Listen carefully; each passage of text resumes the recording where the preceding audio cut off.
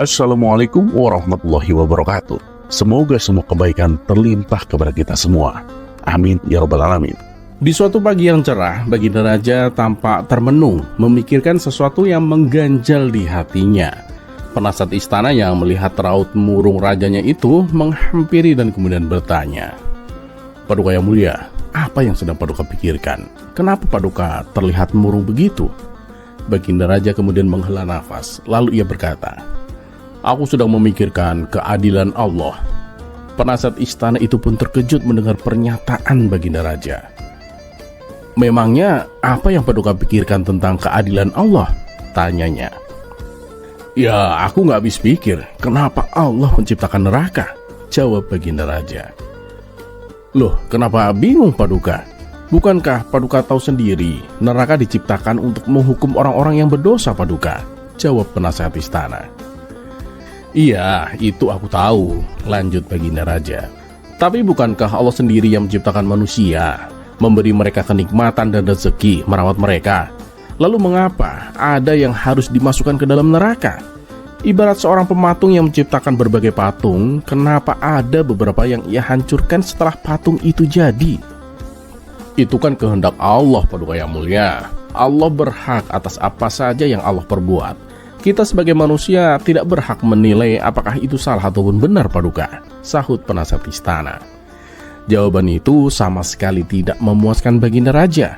Karena rasa penasaran yang begitu besar, ia memutuskan untuk mengundang seluruh ulama di kota Baghdad. Namun ketika pertanyaan yang sama diajukan kepada mereka, tak satu pun jawaban yang memuaskan Baginda Raja. Di saat kebingungan itu, datanglah Abu Nawas ke istana. Pada saat itu Abu Nawas hendak menyampaikan keluhan warga tentang kenaikan pajak yang sangat memberatkan. "Wahai Abu Nawas," kata Baginda Raja, "aku akan menurunkan pajak untuk rakyat, tapi ada syaratnya. Kamu harus memberikan jawaban yang memuaskan atas pertanyaanku ini. Bagaimana?" "Baik Paduka yang mulia." "Apa pertanyaan Paduka?" jawab Abu Nawas. "Aku masih bingung, kenapa Allah menciptakan neraka? Kalau jawabanmu untuk menghukum manusia yang berdosa, kenapa pula Allah menciptakan manusia berdosa? Bukankah manusia adalah makhluk sempurna ciptaan Allah? Lalu setelah diberi rizki dan kenikmatan, mengapa sebagian akhirnya dimasukkan ke neraka?" Abu Nawas pun terdiam sejenak. Tak lama kemudian ia tersenyum dan berkata, "Wahai Paduka, untuk menjawab pertanyaan ini, Paduka harus bersedia dulu menjadi seorang petani." Baginda Raja pun sedikit terkejut, tapi ia setuju. "Baik, aku siap menjadi petani Abu Nawas, asalkan jawabanmu memuaskanku. Tapi ingat, kalau kamu hanya ingin mengerjaiku, aku tak segan-segan menjatuhkan hukuman mati kepadamu Abu Nawas," ancam Baginda Raja. "Jangan khawatir Paduka yang mulia, mana berani hamba berbuat demikian," jawab Abu Nawas. Maka Baginda Raja pun memulai bercocok tanam. Setiap hari ia merawat dan menyirami tanamannya agar cepat tumbuh besar. Setelah beberapa waktu, tibalah saatnya untuk memanen. "Apa yang harus kulakukan selanjutnya Abu Nawas? Tanaman-tanamanku sudah waktunya dipanen," tanya Baginda Raja. "Silahkan Paduka, panenlah dan kumpulkan hasilnya di gudang," jawab Abu Nawas. Setelah Baginda Raja memanen hasil tanamannya dan mengumpulkannya, ia kembali bertanya, "Lalu apa lagi yang harus aku lakukan Abu Nawas?" Abu Nawas pun balik bertanya, "Apakah Paduka yakin bahwa semua tanaman yang dikelola Paduka dipanen semuanya?" "Ya, tidak semuanya Abu Nawas. Hanya hasil panen yang bagus saja yang aku kumpulkan. Kalau yang jelek ya aku tinggalkan," jawab Baginda Raja. Nah, begitu pula dengan Allah Paduka. Allah hanya mengumpulkan manusia-manusia yang baik. Yang tidak baik Allah buang ke dalam neraka, karena neraka diciptakan untuk manusia yang tidak ada kebaikannya. Memang pada awalnya Allah menciptakan manusia dengan sempurna, memberikan rizki. Namun ada yang memilih berbuat jahat, maka Allah tempatkan mereka di neraka. Sebagaimana Paduka hanya mengambil hasil panen yang bagus dan membuang yang jelek, jelas Abu Nawas. Baginda Raja pun tersenyum puas mendengar penjelasan Abu Nawas. Aku mengerti sekarang Abu Nawas," katanya. Abu Nawas yang melihat kesempatan untuk menyampaikan keluhan rakyat, ia pun bertanya, "Wahai Paduka, selama Paduka bercocok tanam, apakah Paduka merasakan lelah?" "Ya tentulah Abu Nawas, hampir seluruh tubuhku pegal. Dan setiap hari aku bersusah payah merawat tanaman-tanamanku, jawab Baginda Raja. Nah, begitulah yang dirasakan oleh rakyat Paduka. Tetapi Paduka dengan tega menaikkan beban pajak mereka, kata Abu Nawas dengan nada yang bijaksana. Baginda Raja pun termenung sejenak, lalu ia berkata, baiklah, mulai sekarang pajak tidak akan aku naikkan, Abu Nawas. Abu Nawas pun tersenyum lega. Dua permasalahan berhasil ia selesaikan hanya dengan satu jawaban cerdiknya.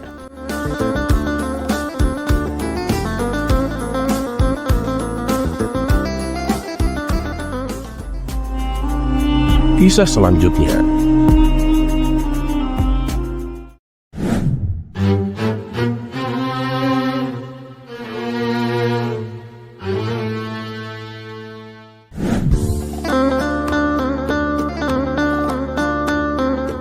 Kesetiaan Abu Nawas terhadap istrinya memang tak perlu diragukan lagi. Meskipun terkadang ia bertingkah konyol, ia adalah suami yang sangat mencintai dan menyayangi istrinya. Hal ini yang membuat Baginda Raja kagum. Suatu hari, Baginda Raja mendapatkan kesempatan bertanya langsung kepada Abu Nawas. Abu Nawas, apakah kamu mencintai Allah? Tanya Baginda Raja. Tentu saja Paduka. Dialah yang menciptakanku dan yang memberi rezeki kepadaku, jawab Abu Nawas dengan penuh keyakinan. Apakah kamu juga mencintai Rasulullah? Lanjut Baginda Raja. Tentu Paduka, beliau adalah Nabi akhir zaman yang kita harapkan syafaatnya kelak, jawab Abu Nawas. Lalu apakah kamu mencintai istrimu? Tanya Baginda Raja lagi. Bagaimana aku tidak mencintainya Paduka? Dialah yang selalu menemaniku, baik dalam susah maupun bahagia. Dia juga adalah ibu dari anak-anakku Paduka, jawab Abu Nawas dengan penuh perasaan. Apakah kamu juga mencintai anak-anakmu Abu Nawas? Tanya Baginda Raja kembali. Tentu Paduka yang mulia, jawab Abu Nawas tanpa ragu. Mendengar jawaban-jawaban Abu Nawas, Baginda Raja mengerutkan dahi. Lalu ia bertanya dengan nada penasaran. Tidak seperti biasanya aku menanyakan hal ini Abu Nawas, tapi aku merasa heran. Bagaimana mungkin dalam satu hati itu ada 4 cinta? Bagaimana mungkin hatimu bisa menampungnya semua? Bisakah kau jelaskan itu Abu Nawas? Pertanyaan itu membuat Abu Nawas terdiam sejenak. Ia tak menyangka Baginda Raja akan menanyakan sesuatu yang begitu dalam. Bahkan kecerdikannya kali ini tidak bisa membantu. Ia merasa bimbang dan murung. Baginda Raja menyadari perubahan wajah Abu Nawas. Kenapa Abu Nawas? Adakah yang salah dengan ucapanku? Kalau kamu tidak bisa menjawab, juga nggak apa-apa Abu Nawas, ujar Baginda Raja mencoba menenangkan. Wahai Paduka, kata Abu Nawas dengan suara pelan. Bukan masalah bisa menjawab atau tidak, tetapi pertanyaan Paduka membuatku sadar betapa lemahnya diriku. Bagaimana mungkin hatiku yang kecil ini mampu menampung 4 cinta? Di mana tempatnya Paduka? Air mata Abu Nawas pun jatuh membasahi pipinya. Baginda Raja mencoba menghibur. Sudahlah Abu Nawas, jangan bersedih begitu. Setelah berpamitan, Abu Nawas pun pulang ke rumah. Namun sepanjang hari ia terus merenungkan pertanyaan Baginda Raja. Sang istri yang melihat perubahan sikap suaminya merasa heran dan mencoba mencari tahu. Wahai suamiku, kenapa kamu tampak begitu sedih? Apa yang membuatmu berduka suamiku? Tanya istrinya dengan penuh kasih. Abu Nawas lalu menceritakan pertanyaan Baginda Raja. Mendengar hal itu, istrinya pun tersenyum hangat dan kemudian berkata, Duhai suamiku, kenapa kau tak menjelaskan saja bahwa hati manusia itu memiliki berbagai sisi, seperti sisi kanan, kiri, depan, dan belakang. Cintamu kepada Allah adalah dengan akal dan imanmu. Cintamu kepada Rasulullah dengan ruh yang ada di dalam hatimu. Cintamu kepada istrimu dengan nafsumu sebagai manusia. Dan cintamu kepada anak-anakmu dengan fitrahmu sebagai seorang ayah. Mendengar penjelasan istrinya, Abu Nawas pun merasa kagum dan terharu. Wahai istriku, kata-katamu sungguh menenangkan hatiku. Ini bukan karena kecerdasan akalmu, tetapi karena ketulusan cintamu kepada Tuhan dan sesama manusia, kata Abu Nawas. Dan keesokan harinya, Abu Nawas pun kembali menemui Baginda Raja. Wajahnya kini ceria, berbeda dari hari sebelumnya. Kamu ini sungguh aneh Abu Nawas. Kemarin kau terlihat begitu murung dan sedih, tapi sekarang kau begitu ceria, kata Baginda Raja. Abu Nawas pun tersenyum dan berkata, Kegundahan hatiku atas pertanyaan Paduka telah terobati berkat jawaban dari istriku Paduka. Baginda Raja pun penasaran dan bertanya, "Memang apa jawaban istrimu, Abu Nawas?" Abu Nawas pun menjelaskan penuturan istrinya tentang berbagai bentuk cinta dalam hati manusia. Setelah mendengar penjelasan itu, Abu Nawas berkata, "Wahai Paduka, pertanyaan Paduka kemarin tidak bisa dijawab hanya dengan akal, tetapi dengan ketulusan cinta kepada Allah dan sesama manusia." Baginda Raja pun tersenyum, kagum dengan kebijaksanaan istri Abu Nawas. "Abu Nawas, ketahuilah, istrimu adalah wanita yang solihah. Beruntung sekali kamu memilikinya," kata Baginda Raja. Abu Nawas pun tersenyum bahagia, merasa lebih bersyukur memiliki istri yang tidak hanya cantik, tetapi juga penuh hikmah.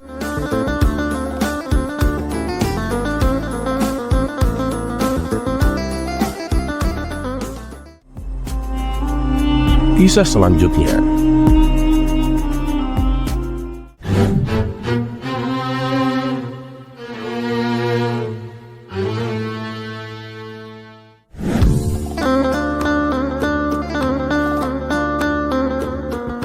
Dikisahkan Baginda Raja akan mengadakan pesta mewah di istananya. Dan pestanya kali ini bersifat terbatas karena hanya kalangan orang-orang tertentu saja yang diundang, seperti para pejabat istana dan tokoh-tokoh masyarakat. Mendengar rencana pesta tersebut, Abu Nawas merasa kecewa. Ia pun segera menghadap Baginda Raja. "Paduka yang mulia, saya dengar Paduka akan mengadakan pesta. Apa benar begitu?" tanya Abu Nawas. "Benar, Abu Nawas? Dari mana kau tahu?" kata Baginda Raja balik bertanya. "Saya dapat kabar dari salah satu menteri istana. Saya sangat kecewa dengan Paduka. Tak biasanya Paduka berbuat demikian," ujar Abu Nawas. "Apa maksudmu, Abu Nawas?" balas Baginda Raja. "Ya, pesta yang Paduka akan adakan itu. Kenapa hanya untuk kalangan tertentu? Kenapa rakyat biasa tak boleh datang?" tanya Abu Nawas. "Itu urusanku, Abu Nawas.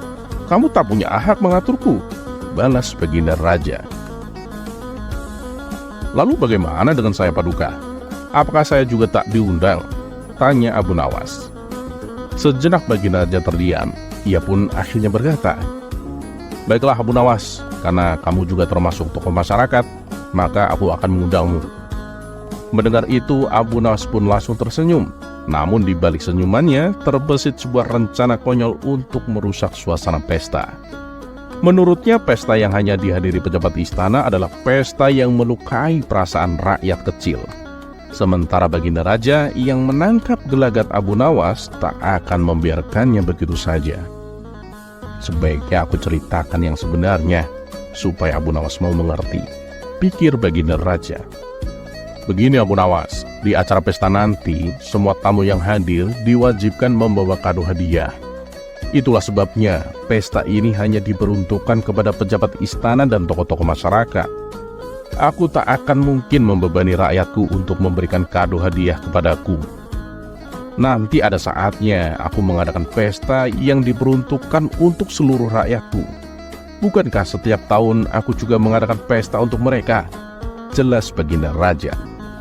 Setelah mendapat penjelasan tersebut, Abu Nawas pun baru memahaminya. Tapi ia masih berpura-pura merasa kecewa.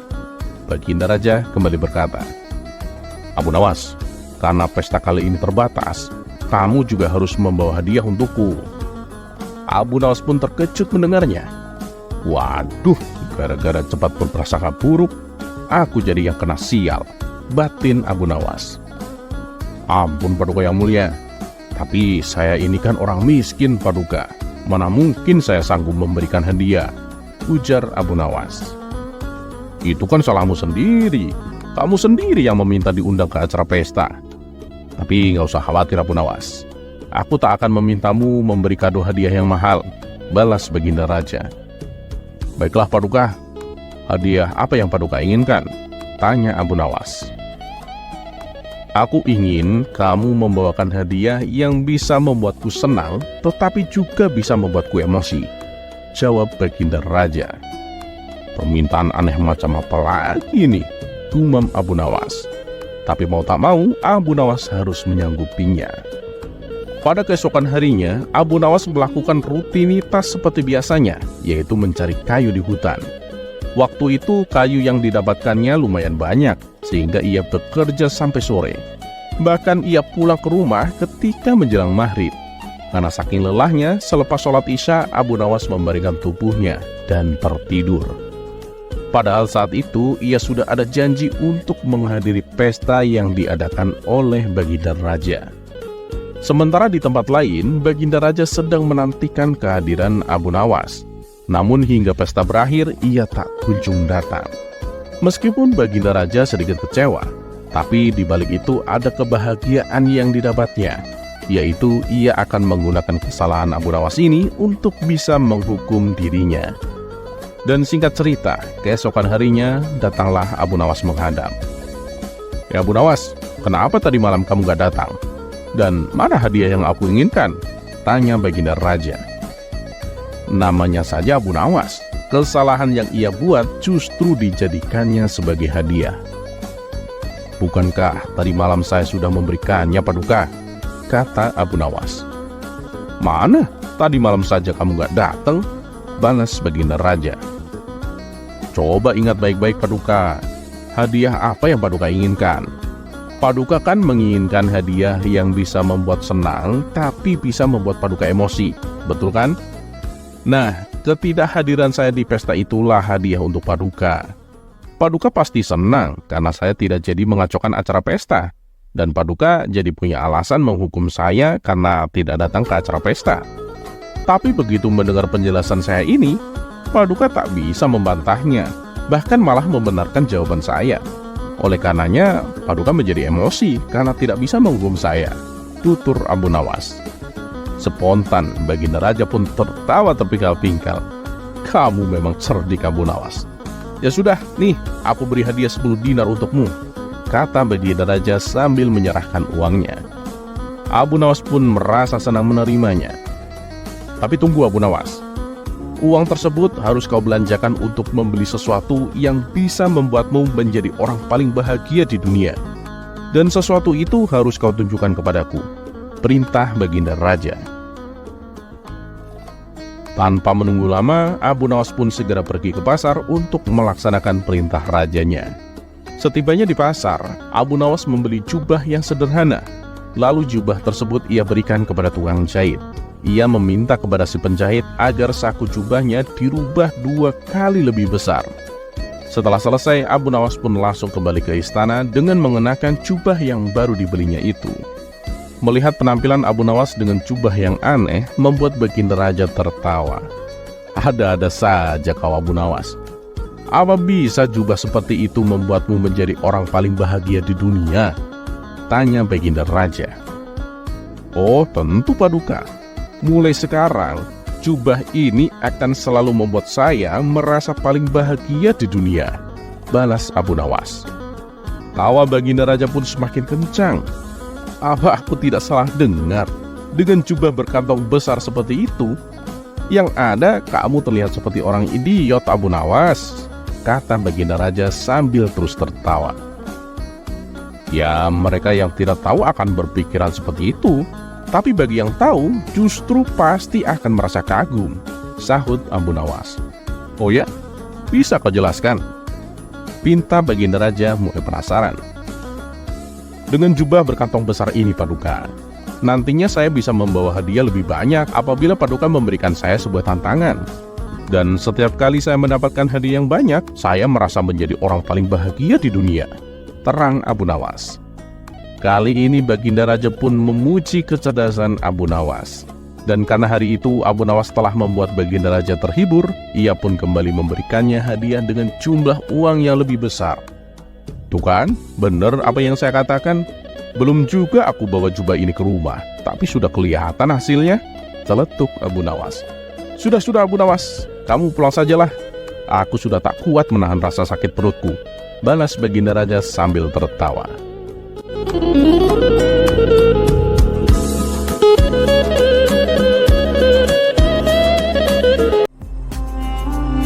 Kisah selanjutnya.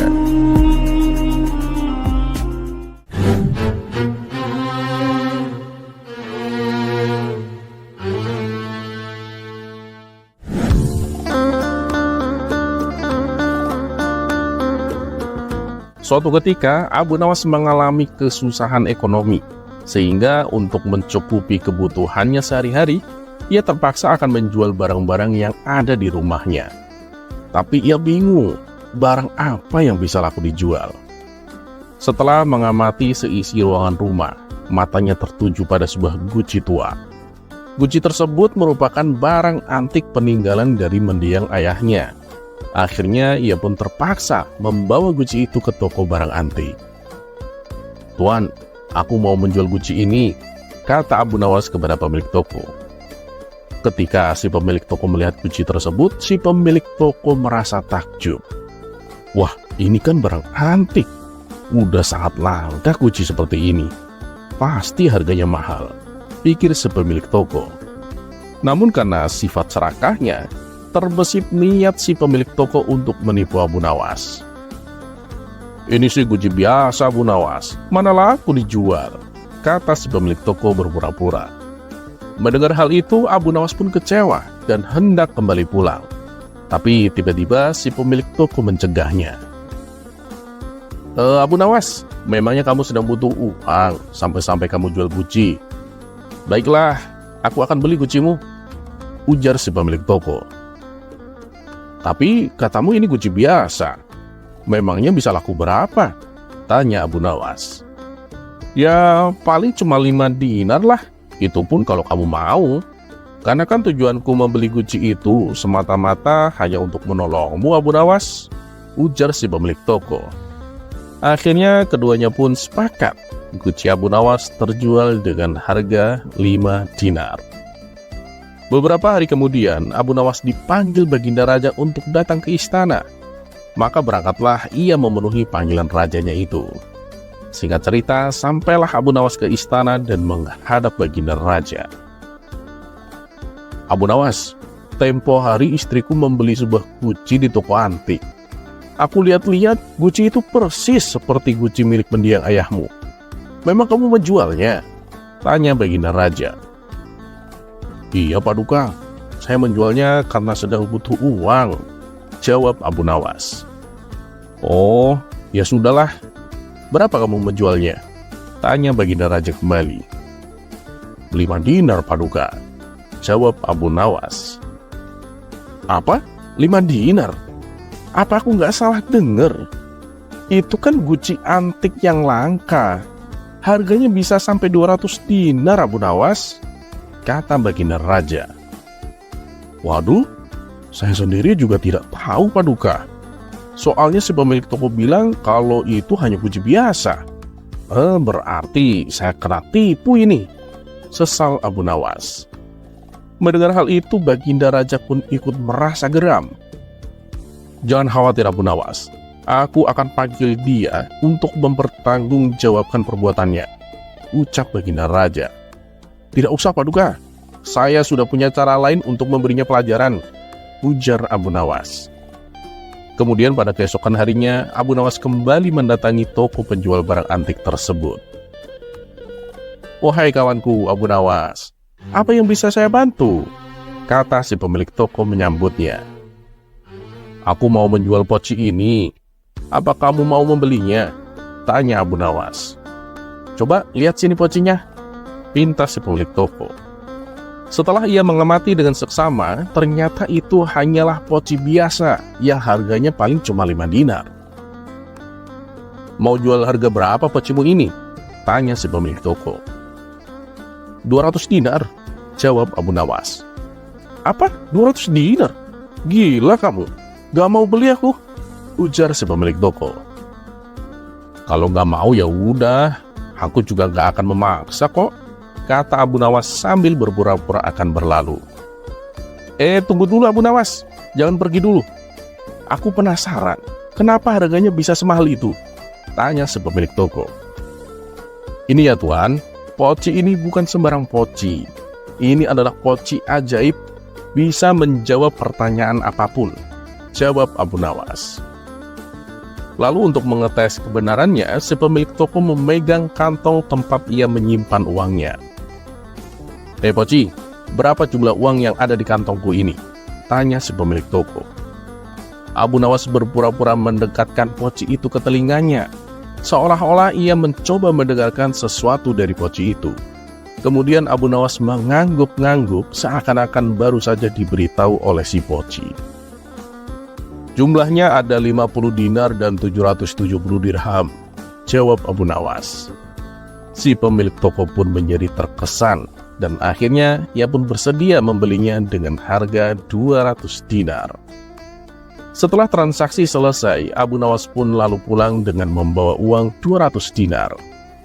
Tidak berapa lama kemudian, selepas kepergian Abu Nawas, si pemilik toko mencoba menghitung kembali uang yang ada di kantongnya. Ternyata jumlahnya tidak sesuai dengan jawaban Abu Nawas. Dia bilang jumlahnya 50 dinar dan 770 dirham. Lah, ini ternyata jumlahnya 67 dinar dan 400 dirham. Kurang ajar. Abu Nawas telah menipuku, pikir si pemilik toko dengan penuh amarah. Ia pun segera pergi mendatangi rumah Abu Nawas. Ya Abu Nawas, kamu penipu. Jumlah uang yang kamu sebutkan tidak sesuai dengan isi kantongnya, hardik si pemilik toko. Tapi dengan entengnya, Abu Nawas menjawab, "Loh, kamu kan bertanya kepada Poci, bukan kepada aku. Poci itu memang tidak pernah berbohong. Yang kamu dengar itu kan jawaban dariku, bukan dari Poci," jelas Abu Nawas. "Tapi yang kamu bilang tadi bukannya kamu dengar dari Pocimu," kata si pemilik toko bertambah geram. Tunggu dulu. Saya nggak pernah bilang seperti itu loh. Kamunya aja yang salah paham," ujar Abu Nawas. "Kurang ajar kamu Abu Nawas. Akan aku adukan kamu ke Baginda Raja, biar kamu ditangkap dan dihukum," ancam si pemilik toko. "Nah, kebetulan sekali. Ayo kita ke istana sekarang. Di sana kamu akan menjumpai guci yang telah aku jual kepadamu. Dan kedatanganmu sudah ditunggu-tunggu oleh Baginda Raja," timpal Abu Nawas. Sialan, berarti Abu Nawas sudah tahu kalau aku telah menipunya. Ternyata tempo hari wanita yang membeli guci adalah wanita suruhan permaisuri, pikir si pemilik toko. "Gimana? Kita jadi ke istana apa enggak nih?" ledek Abu Nawas. Tanpa berkata sepatah kata pun, si pemilik toko langsung ngeloyor pergi meninggalkan rumah Abu Nawas.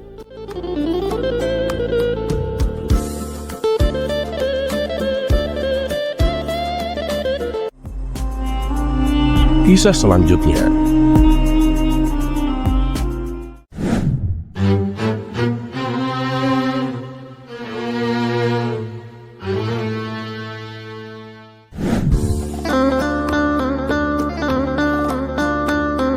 Suatu hari, ketika Abu Nawas sedang bersantai di warung kopi favoritnya, ia menikmati segelas teh sambil mendengar cerita-cerita dari orang-orang di sekitarnya. Tiba-tiba, seorang ulama terkenal dari negeri tetangga datang menghampirinya dan duduk di sebelahnya. Ulama itu berkata dengan nada menantang, "Abu Nawas, aku dengar kamu orang yang pandai. Bagaimana jika kita berdebat soal agama, terutama tentang kitab Injil?" Abu Nawas pun tersenyum, sedikit terkejut. Namun ia tak pernah menolak tantangan, apalagi yang bisa menghibur. "Oh siap," jawab Abu Nawas. "Tapi bisakah kita melakukannya dengan cara yang santai dan tidak terlalu serius?" Ulama itu pun setuju dengan syarat tersebut. "Baik Abu Nawas," kata ulama itu. "Pertanyaanku sederhana. Apakah kamu tahu apa yang tertulis dalam kitab Injil?" Abu Nawas pun mengusap janggutnya dan berpikir sejenak. "Ya, aku tahu ada banyak hal yang tertulis di dalamnya," jawab Abu Nawas. "Tapi menurutku yang paling penting adalah pesan-pesan tentang kisah dan perdamaian." Ulama itu pun tersenyum sinis. "Abu Nawas, licik kamu. Itu sih jawaban umum. Aku ingin tahu sesuatu yang lebih mendalam. Bisakah kau sebutkan satu ayat saja dari kitab Injil?" Abu Nawas juga tersenyum santai. "Baiklah," katanya. "Tapi kita harus adil dong. Sebelum aku menjawab pertanyaanmu, biarkan aku bertanya satu hal kepadamu." Ulama itu pun merasa percaya diri menyetujui tantangan balik tersebut. "Oh silakan Abu Nawas." Dengan tenang Abu Nawas berkata, "Kamu tentu tahu bahwa kitab Injil ditulis dalam bahasa Ibrani, Yunani, dan sebagian bahasa Arab. Jadi tolong sebutkan satu ayat dari kitab Injil dalam bahasa aslinya." Ulama itu terdiam sejenak, kaget dengan pertanyaan Abu Nawas. Ia mencoba berpikir, namun akhirnya mengakui. Ya, tentu aku tidak bisa lah, karena aku tidak fasih dalam bahasa-bahasa itu. Abu Nawas pun tertawa kecil. Nah, kamu bertanya kepadaku soal kitab Injil, tapi kamu sendiri tidak bisa menyebutkan satu ayat pun dalam bahasa aslinya. Jadi bagaimana kita bisa berdebat soal sesuatu yang tidak kita pahami sepenuhnya? Ulama itu pun terperangah, sementara orang-orang di warung mulai tertawa mendengar kecerdikan Abu Nawas. Menyadari kekalahannya, ulama itu pun tersenyum kecut dan berkata, "Baiklah Abu Nawas, kamu menang kali ini." Abu Nawas pun mengangkat gelas tehnya dan kemudian berkata, "Tidak ada pemenang ataupun pecundang di sini, saudaraku. Yang penting kita semua belajar sesuatu dan tetap saling menghormati." Perkataan Abu Nawas itu membuat suasana kembali tenang, dan semua orang merasa bahwa pelajaran hari itu bukan hanya soal siapa yang menang dalam debat, melainkan tentang pentingnya pemahaman dan rasa hormat satu sama lain.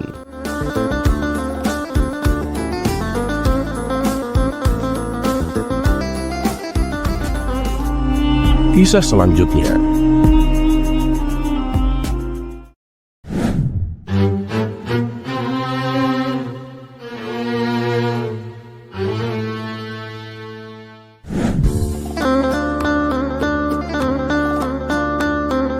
Suatu hari, Baginda Raja memanggil Abu Nawas ke istana untuk sekedar berdiskusi ringan.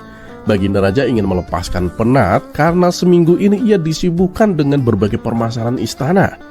Tapi di sana Abu Nawas bertemu dengan seorang pejabat yang terkenal pandai menjilat. Ia adalah seorang menteri istana yang selalu memuji Baginda Raja tanpa henti, bahkan dalam hal-hal yang tidak perlu, hanya demi mendapatkan pujian balik dan jabatan yang lebih tinggi. Saat Abu Nawas duduk di hadapan Baginda Raja, menteri istana itu pun mulai berbicara. "Wahai Paduka yang mulia, engkau adalah raja yang paling bijaksana, paling tampan dan paling kuat di seluruh dunia. Tidak ada yang lebih agung darimu, Paduka. Bahkan matahari pun iri pada kecemerlangan wajahmu, Paduka." Baginda Raja tersenyum lebar, tampaknya menikmati pujian itu.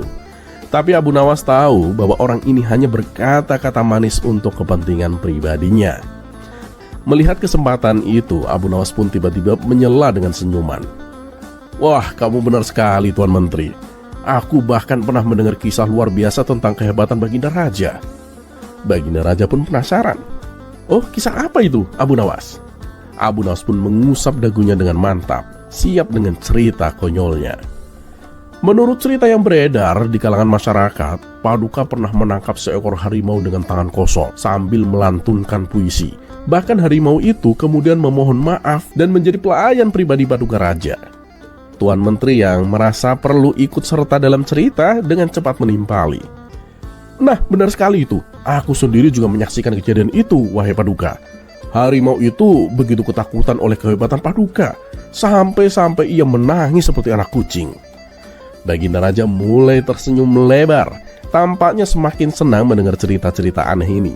Tapi Abu Nawas belum selesai, ia pun melanjutkan. "Dan tidak hanya itu, menurut rumor yang lain, Paduka juga pernah memerintahkan sungai untuk berbelok agar tidak membasahi sendalnya. Dan sungai itu karena takut langsung patuh dan mengalir ke arah yang lain." Tuan Menteri yang semakin bersemangat berkata, "Benar itu, aku juga ada di sana. Sungguh menakjubkan melihat sungai itu tunduk kepada kekuatan Paduka yang luar biasa." Abu Nawas pun melirik Baginda Raja dengan pandangan penuh arti. Lalu ia berkata, "Wahai Paduka, lihatlah betapa hebatnya kekuasaanmu. Bahkan kisah-kisah yang paling mustahil pun dipercaya oleh orang-orang di sekitarmu, Paduka. Namun terkadang kebenaran memang lebih penting daripada sekedar pujian kosong, Paduka." Baginda Raja yang tadinya tersenyum kini mulai menyadari apa yang terjadi. Dia melihat ke arah si menteri lalu memandang Abu Nawas dengan penuh penghargaan. "Abu Nawas," kata Baginda Raja, "kamu memang selalu tahu bagaimana menyampaikan sesuatu dengan cara yang tepat. Aku mengerti maksudmu. Mulai sekarang, aku akan lebih berhati-hati dalam menerima pujian." Si Tuan Menteri yang akhirnya menyadari bahwa dirinya telah dijebak oleh kecerdikan Abu Nawas hanya bisa diam dengan wajah yang malu. Abu Nawas pun tersenyum kecil. Penjilat bisa mengubah kata-kata, tapi kebenaran tak bisa diubah oleh siapapun.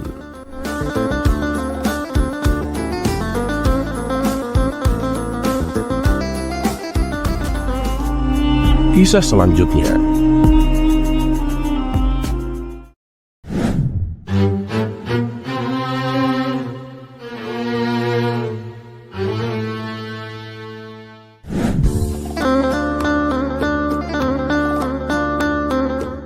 Di suatu sore yang tenang, Abu Nawas sedang duduk santai di depan rumahnya sambil menikmati secangkir teh hangat. Tiba-tiba seorang cendekiawan yang terkenal sombong dan suka mempertanyakan segala hal datang menghampirinya. Cendekiawan ini sering membuat orang bingung dengan pertanyaan-pertanyaan anehnya. "Abu Nawas," kata sang cendekiawan dengan nada tinggi, "katanya kamu orang cerdas. Jadi aku ingin menanyakan satu hal padamu, Abu Nawas." Abu Nawas yang sudah menduga bahwa percakapan ini akan mengarah ke sesuatu yang tidak biasa, tersenyum tenang dan menanggapinya dengan santai. "Oh, tentu kawan, apa pertanyaanmu?" "Untuk apa sebenarnya surga dan neraka itu ada?" tanya si cendekiawan dengan nada serius. "Jika Tuhan Maha Baik, mengapa Dia tidak mengampuni saja semua orang dan membiarkan mereka masuk surga?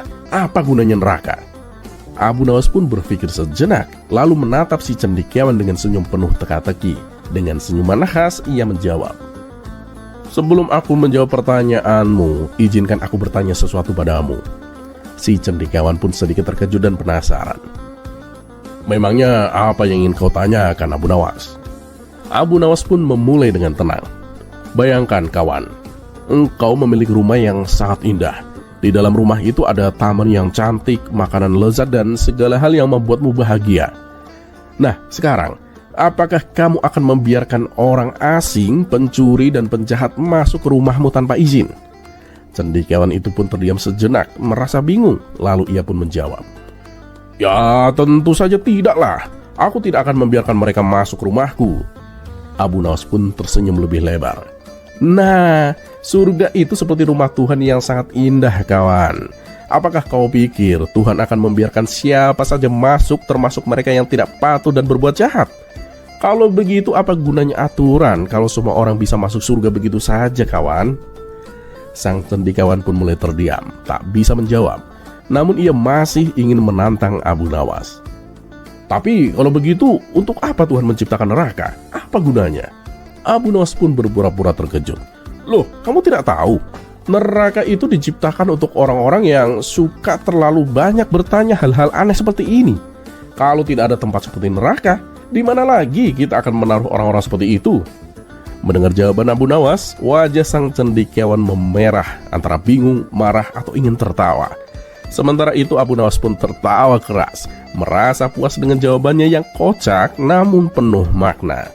Setelah tertawa, Abu Nawas pun menambahkan, "Dan lagi pula kawan, jika tidak ada neraka, orang-orang akan terlalu santai dan berpikir mereka bisa melakukan apa saja tanpa konsekuensi. Surga dan neraka itu seperti dua sisi koin, satu memberikan harapan, yang lain memberikan peringatan." Akhirnya sang cendekiawan pun tak bisa menahan diri dan ikut tertawa. Ia pun mengakui, "Baiklah Abu Nawas, sepertinya kau benar kali ini."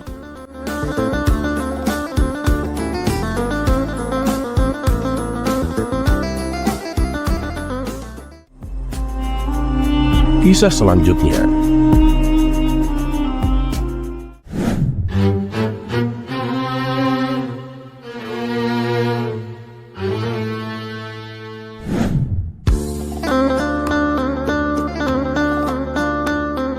Abu Nawas sudah sering menolak untuk dijadikan pejabat istana oleh Baginda Raja Harun ar-Rasyid.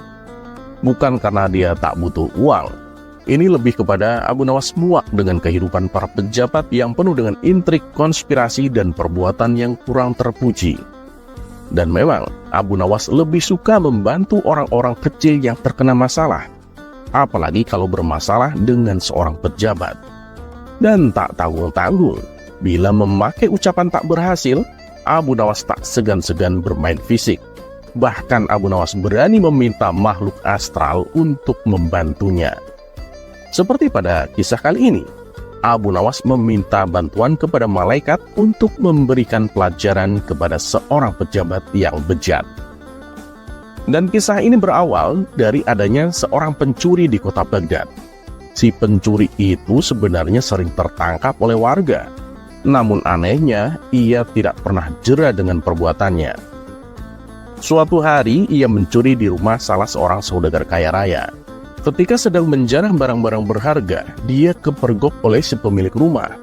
Saudagar kaya tersebut langsung berteriak minta tolong. Mendengar ada teriakan, para warga langsung berlari menuju rumah saudagar kaya itu. Mereka lalu mengepung si pencuri agar tak bisa melarikan diri.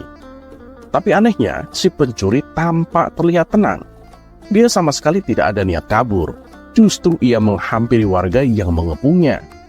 Tentu saja, warga langsung membekuknya. Bahkan ada beberapa orang yang hendak memukuli. Dan ada juga yang ingin melemparinya dengan batu. Di saat itulah, dengan ajaib, datang menteri istana untuk mengamankan si pencuri. Kalian tidak boleh main hakim sendiri. Jangan sampai ada yang memukul si pencuri ini, apalagi melemparinya dengan batu, teriak Tuan Menteri kepada para warga. Tapi Tuan, dia sudah sering mencuri. Kami sudah sangat geram dengan ulahnya. Biarlah kami memukulinya, biar kapok dia, sahut salah seorang warga. Kita lempari batu saja kepalanya, biar nggak meresahkan warga, timpal warga lain. Melihat emosi warga yang mulai tak terbendung, Tuan Menteri lalu berkata, "Silahkan, kalian boleh memukul atau melempar batu ke pencuri ini. Tapi ada syaratnya." "Apa syaratnya Tuan? Kami sudah nggak sabar mengajarnya," tanya para warga penasaran. "Syaratnya, siapapun yang tak pernah memiliki kesalahan boleh memukulinya. Tapi ingat, kalau sampai ada orang yang memukuli si pencuri ini, sedangkan dia sendiri pernah melakukan kesalahan, aku tak segan-segan akan menghukumnya," kata Tuan Menteri menjelaskan dengan persyaratan tersebut. Para warga hanya terdiam, sebab mana mungkin ada manusia yang tidak punya salah. Bahkan anak kecil pun pernah melakukan kesalahan. Akhirnya para warga membubarkan diri, sementara si pencuri dibawa oleh Tuan Menteri dengan dalih akan diproses di pengadilan. Tapi kenyataannya di tengah jalan si pencuri malah dibebaskan dan disuruh pulang. Dan usut punya usut, ternyata si pencuri itu masih mempunyai ikatan saudara dengan Tuan Menteri. Ponakannya mungkin, sepupunya, atau apalah. Yang jelas si pencuri itu masih saudaranya Tuan Menteri. Beberapa hari kemudian, si pencuri ini kembali beraksi. Dan setiap kali tertangkap warga, Tuan Menteri selalu datang menolong. Begitulah seterusnya. Sampai-sampai ketika ada aksi pencurian, warga sudah enggan menggubrisnya. Jangankan mengepung, mengejar, atau menangkapnya. Berteriak minta tolong pun warga sudah bosan. Karena percuma, ujung-ujungnya si Tuan Menteri datang bak pahlawan kesiangan mengamankan si pencuri dengan dalih tidak boleh main hakim sendiri dan akan diproses di pengadilan. Hingga pada suatu ketika, si pencuri nekat menyatroni rumah Abu Nawas. Karena ia tahu saat itu Abu Nawas baru saja mendapat hadiah emas dari Baginda Raja. Ketika si pencuri masuk ke rumah dan hendak mengambil emas tersebut, Abu Nawas keburu memergokinya. "Woi maling, kurang ajar," ucap Abu Nawas. Bukannya kabur, si pencuri malah dengan santai, tenang berjalan lewat depan Abu Nawas dan akan keluar meninggalkannya. Tentu hal ini membuat Abu Nawas bertambah emosi. Abu Nawas langsung memukul dan membekuknya. Si pencuri pun berteriak kesakitan. Mendengar ada kegaduhan di rumah Abu Nawas, warga-warga pun segera berdatangan. "Ada apa nih Abu Nawas?" tanya salah satu warga. "Orang ini mencuri di rumahku," jawab Abu Nawas. "Lagi-lagi dia, gak ada kapoknya," ucap salah satu warga. "Percuma ditangkap, tak lama lagi juga pasti dibebaskan sama si menteri," ujar warga yang lain. "Udah, kita gebukin aja rame-rame sebelum si menteri itu datang," sahut warga yang lain. Tapi sayangnya niat tersebut tak terlaksana, sebab Tuan Menteri dan para pengawal segera mendatangi rumah Abu Nawas. Tuan Menteri lalu mengamankan si pencuri dengan melepaskannya dari tangan warga. Si pencuri kini berdiri di samping Tuan Menteri. Sudah aku peringatkan berkali-kali, kalian ini tidak boleh main hakim sendiri. Kalau ada yang berani menyakitinya, aku nggak segan-segan menghukum kalian, ancam Tuan Menteri kepada para warga. Tapi silahkan, siapa saja yang tidak pernah memiliki kesalahan selama hidupnya, boleh memukul atau melempar batu ke pencuri ini. Ayo silahkan, kalau kalian memang merasa suci, bentak Tuan Menteri.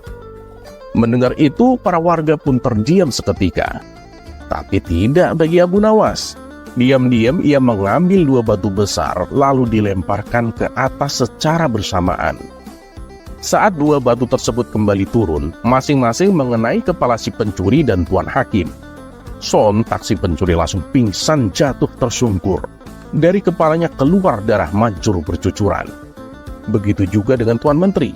Meski tidak pingsan, dia mengalami sakit yang luar biasa di kepalanya, hingga bercucuran darah yang cukup banyak. Kurang ajar, siapa yang berani melempar batu? Teriak Tuan Menteri penuh emosi. Dikarenakan takut menjadi sasaran amukan Tuan Menteri, orang-orang di sana lalu menunjuk bahwa Abu Nawaslah pelakunya. Kurang ajar kau, Abu Nawas. Akan aku hukum berat kamu, bentak Tuan Menteri. Loh, salahku di mana? Oh, tiba-tiba aku dihukum? Tanya Abu Nawas berpura-pura. Lancang kamu, Abu Nawas, berani melempari kepalaku dengan batu, jawab Tuan Menteri. Oh itu, Anda kan tadi mengatakan sendiri, siapapun yang tidak pernah bersalah selama hidupnya boleh melempari si pencuri dengan batu, balas Abu Nawas. Jadi kamu merasa kamu tak pernah berbuat salah? Hah?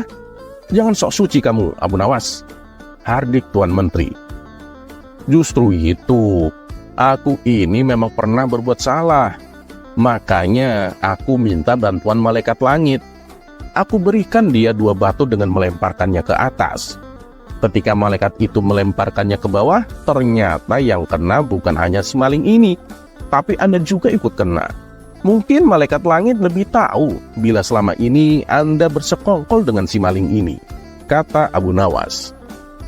Mendengar itu, Tuan Menteri tidak bisa berkata apa-apa, tapi memendam amarah kepada Abu Nawas. Tuan Menteri ingin menghukumnya saat itu juga, karena perkataan yang diucapkan Abu Nawas hanya dibuat-buat. Belum sempat Tuan Menteri memerintahkan pengawal untuk menangkap, tiba-tiba Abu Nawas berkata lagi, kalau sampai besok dia kedapatan mencuri lagi, dan Tuan Menteri menolongnya dengan alasan akan mengamankannya, batu ini bukan hanya aku berikan kepada malaikat langit, tapi akan aku berikan juga kepada Baginda Raja, ancam Abu Nawas. Mendengar perkataan tersebut, nyali Tuan Menteri mendadak ciut. Tuan Menteri yang tadinya bersikap garang mendadak berubah menjadi santun. Sebab tahu betul betapa dekatnya Abu Nawas dengan Baginda Raja.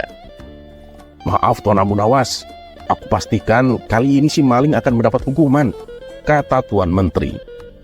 Dan sejak saat itulah, akhirnya si pencuri menjadi jera dan tidak mengulangi perbuatannya. Karena backingannya kalah pamor dengan backingan Abu Nawas.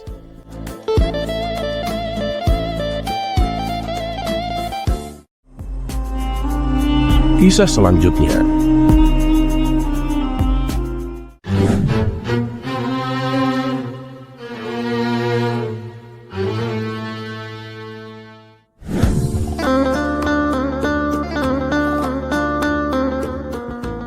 Kisah Abu Nawas tak ada habisnya untuk diceritakan hingga kapanpun.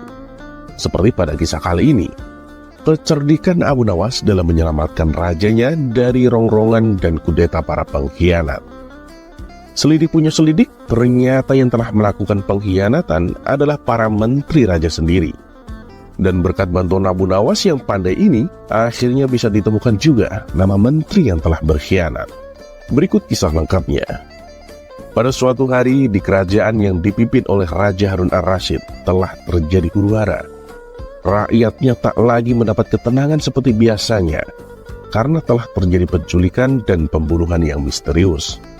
Raja dan para prajuritnya akhirnya mengetahui bahwa huru-hara tersebut bukan datang dari musuh, melainkan dari dalam istana sendiri yang diotaki oleh para menterinya. Namun sayangnya, raja sangat kesulitan untuk mencari siapa yang bersekongkol terhadap tindakan penculikan dan pembunuhan tersebut. Karena dia melihat bahwa para menterinya semuanya taat kepadanya. Maka dari itulah dipanggillah Abu Nawas yang dikenal memiliki otak yang cerdas. Akhir-akhir ini aku gelisah, Abu Nawas. Seolah ada seseorang yang hendak mengkudetaku. Apa ada yang salah dengan kepemimpinanku? Tanya raja kepada Abu Nawas. Ampun beribu, ampun Baginda. Apa yang bisa hamba lakukan untuk membantu? Tanya Abu Nawas. Begini Abu Nawas, berilah cara kepadaku untuk menguji kesetiaan para menteriku, kata raja dengan iming-iming hadiah. Baiklah Paduka, berilah waktu hamba sehari saja agar bisa memikirkan caranya, ujar Abu Nawas sambil beranjak meninggalkan rajanya. Dan setibanya di rumah, Abu Nawas berpikir keras untuk menemukan cara yang terbaik dan terjitu. Karena kelelahan, Abu Nawas pun akhirnya tertidur dengan lelapnya. Pada keesokan harinya, ketika ia hendak sholat subuh, ia menemukan sorban yang berbau tidak sedap. Sorban itu memang telah lama tak dicuci oleh istrinya, mungkin ada sekitar 5 tahunan. Dan dari situlah Abu Nawas menemukan cara jitu untuk menguji kesetiaan para menteri kerajaan. Setelah sholat subuh, Abu Nawas pun segera bergegas menuju istana kerajaan untuk menghadap Raja Harun ar-Rasyid. Abu Nawas meminta sang raja untuk bersandiwara, seolah telah memiliki sorban sakti. Raja Harun pun setuju dan melakukan apa yang diperintahkan oleh Abu Nawas. Setelah itu, maka dikumpulkanlah kelima menterinya untuk menghadap. Di hadapan para menteri itu, raja mengatakan bahwa ia telah mendapat hadiah berupa sorban sakti, hasil pemberian dari kerajaan lain. Dan salah satu kesaktian sorban itu adalah bisa menentukan masa depan kerajaan di masa yang akan mendatang. Wahai para menteriku, cobalah bantu aku untuk menentukan masa depan negeri ini, titah Baginda Raja. Bagaimana caranya, wahai Baginda? Tanya salah seorang menteri. Masing-masing dari kalian, coba ciumlah sorban hadiah ini secara bergantian. Nah, apabila berbau wangi, maka kerajaan ini akan abadi selamanya. Tapi bila baunya busuk, maka kerajaan ini tidak akan lama lagi akan segera runtuh, jelas sang raja. Sesuai dengan perintah raja, para menteri satu persatu memasuki ruangan untuk mencium sorban sakti tersebut.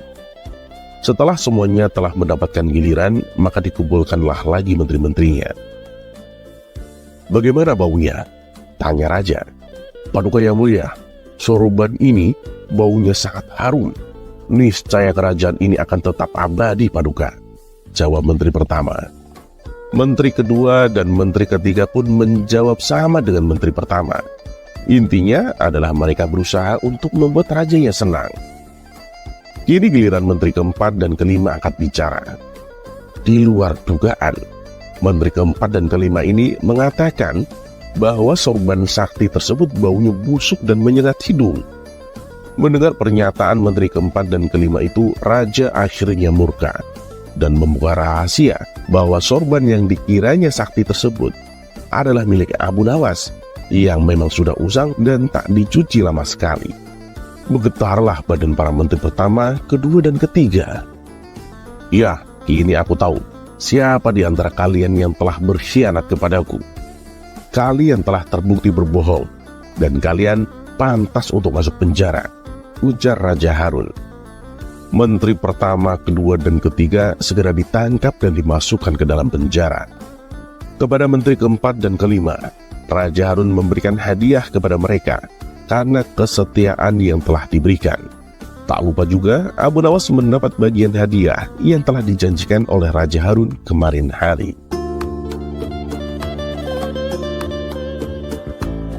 Terlepas apakah cerita ini adalah cerita fiksi atau kenyataan, karena hikmah adalah barang hilang seorang muslim. Di mana ia menemukannya, maka ia berhak mengambilnya.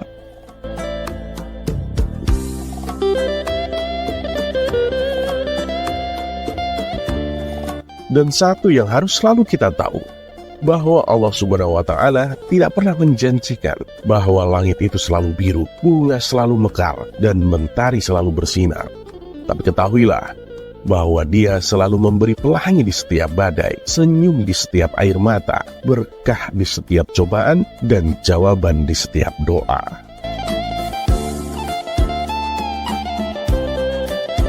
Dan seperti biasa, terima kasih. Wassalamualaikum warahmatullahi wabarakatuh.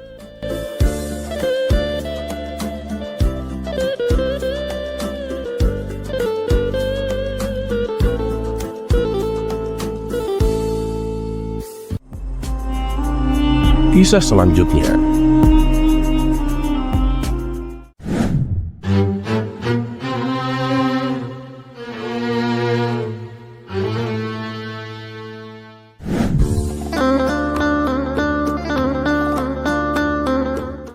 Pada suatu hari, Baginda Raja Harun ar-Rasyid mendengar kabar bahwa Abu Nawas telah melakukan perbuatan yang sangat aneh. Abu Nawas mengatakan kepada orang-orang bahwa ia akan memadamkan api neraka. Mendengar hal itu, tentu Baginda Raja memanggil Abu Nawas untuk menjelaskan niatnya itu. "Abu Nawas, apa benar kamu ingin memadamkan api neraka?" tanya Baginda Raja sambil tersenyum mengajak bercanda. Abu Nawas dengan santai menjawab, "Oh benar itu Paduka, saya ingin sekali memadamkan api neraka Paduka." Baginda Raja tertawa terbahak-bahak dan berkata, "Hahaha, kamu ini lucu Abu Nawas. Mana mungkin kamu bisa memadamkan api neraka? Itu mustahil Abu Nawas, Abu Nawas." Abu Nawas pun tersenyum dengan penuh arti. "Paduka, saya tidak bermaksud memadamkan api neraka dengan air atau alat apapun Paduka. Saya hanya ingin memadamkan api yang ada di hati manusia. Api neraka akan terus menyala jika manusia dipenuhi dengan amarah, kebencian, dan iri hati. Jika saya bisa memadamkan api tersebut di hati manusia, maka neraka tidak akan memiliki bahan bakar untuk terus menyala Paduka." Baginda Raja terdiam mendengar jawaban itu.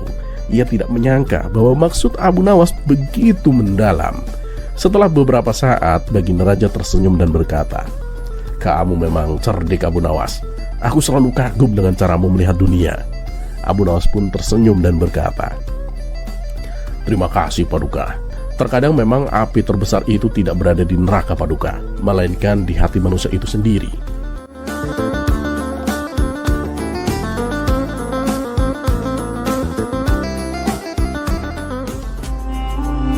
Kisah selanjutnya.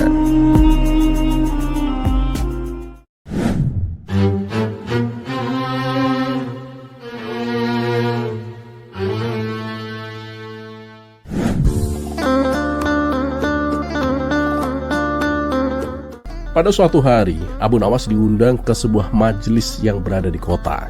Di sana, seorang ulama terkenal akan memberikan ceramah.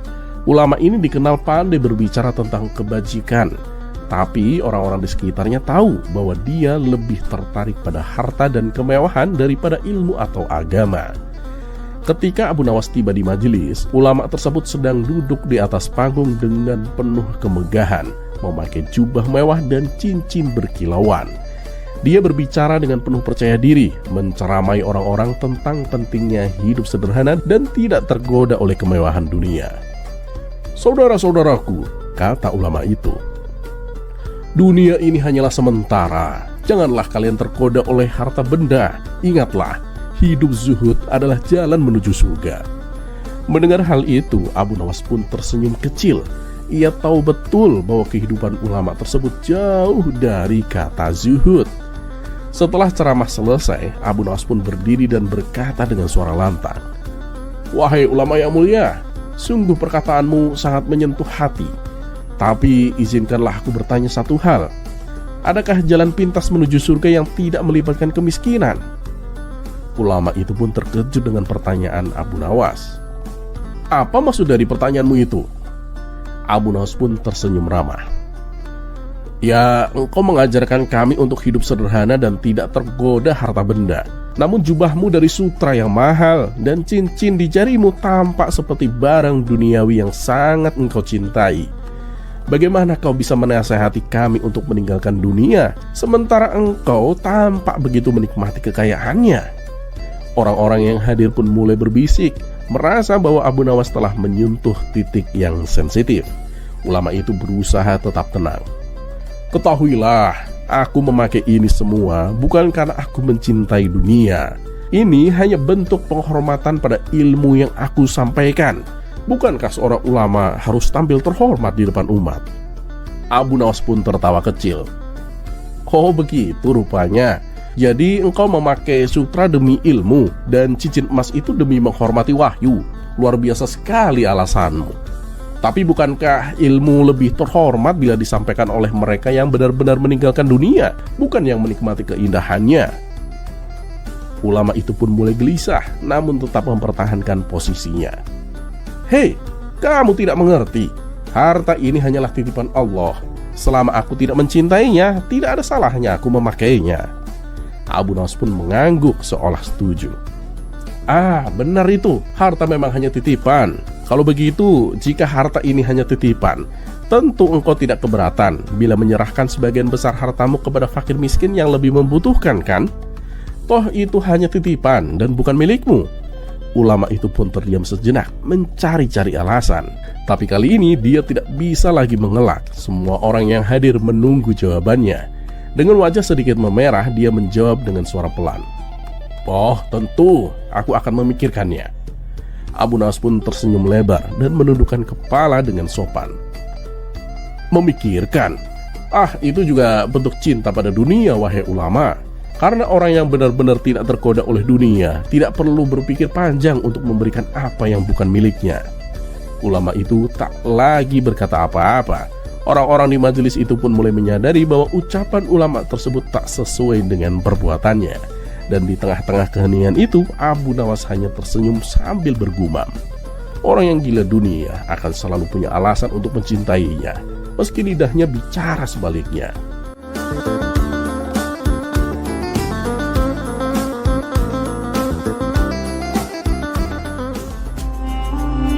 Kisah selanjutnya.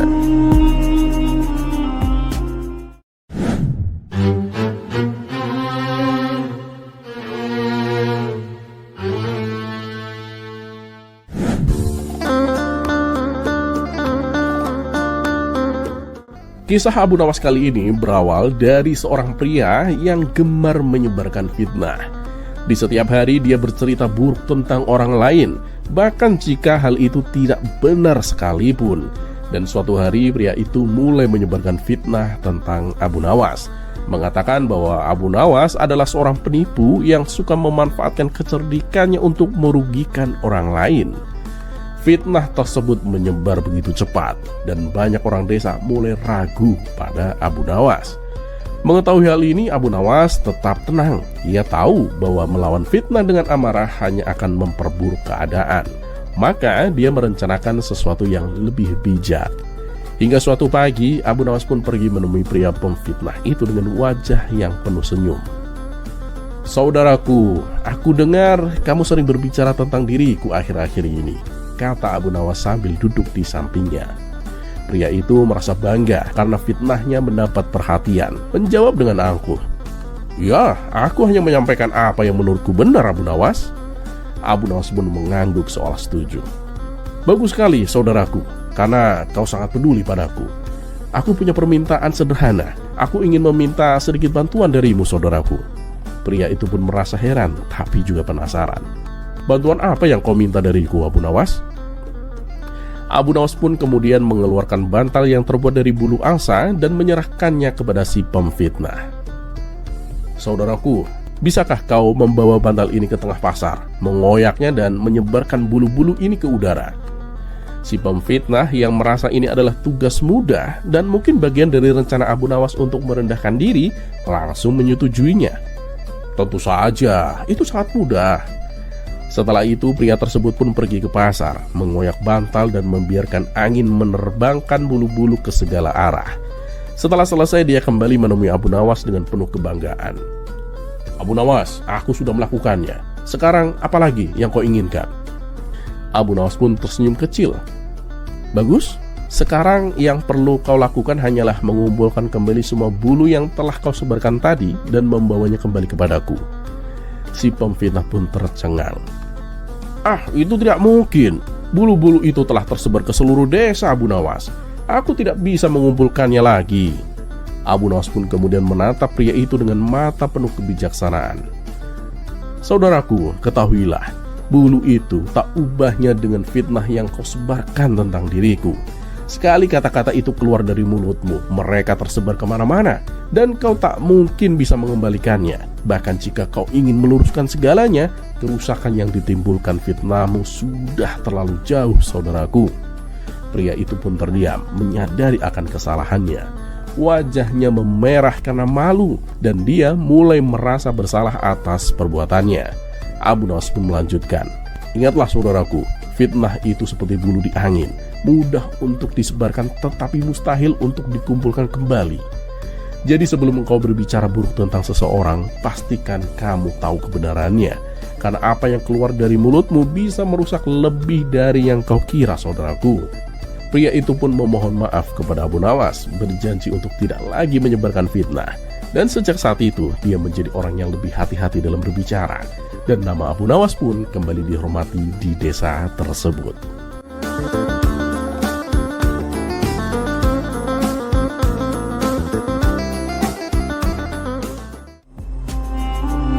Kisah selanjutnya.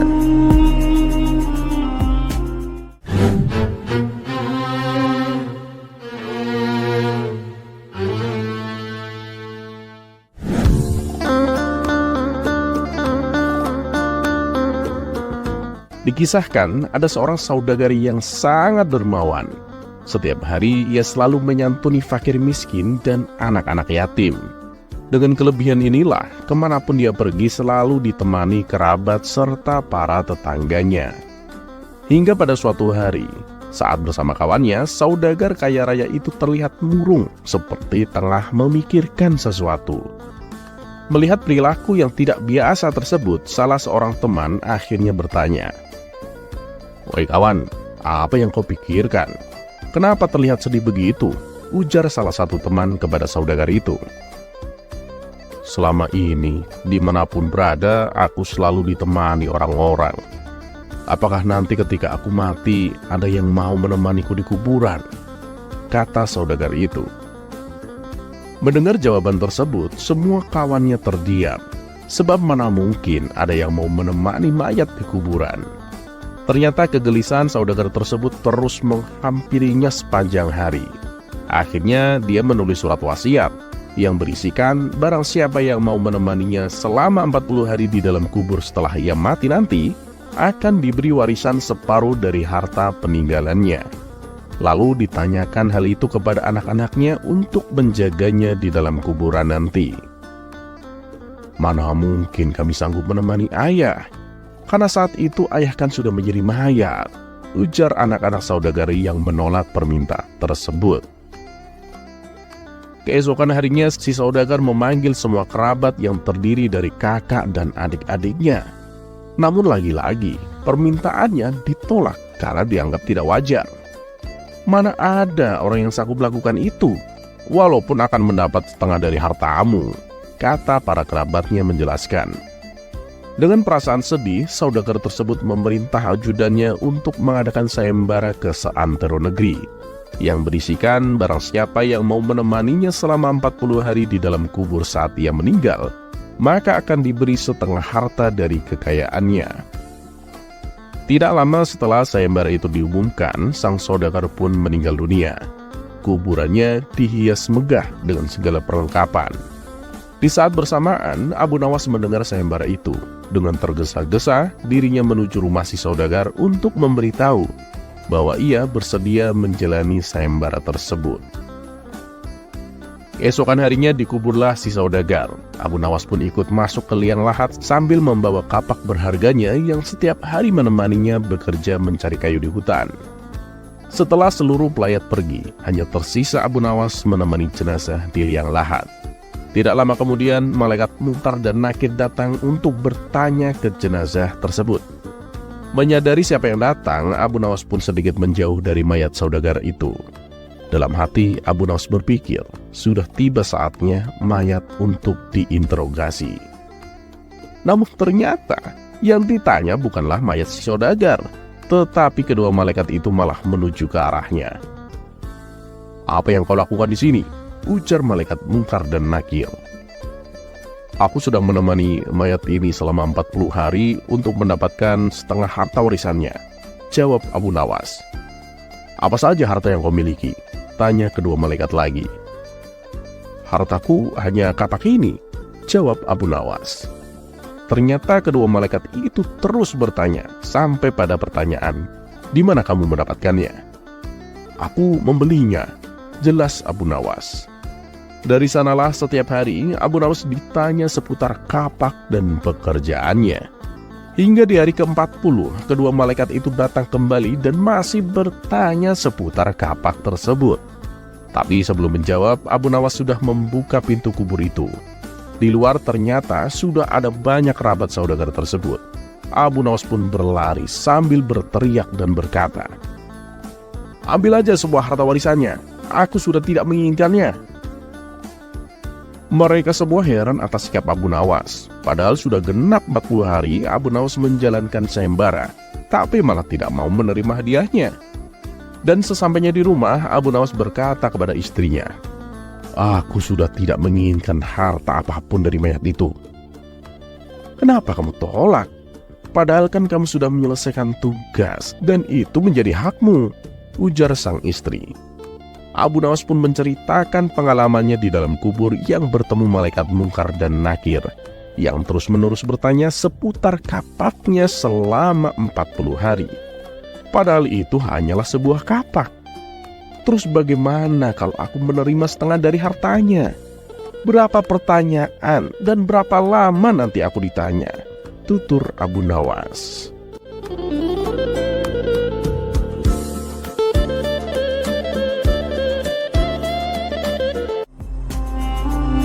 Kisah selanjutnya.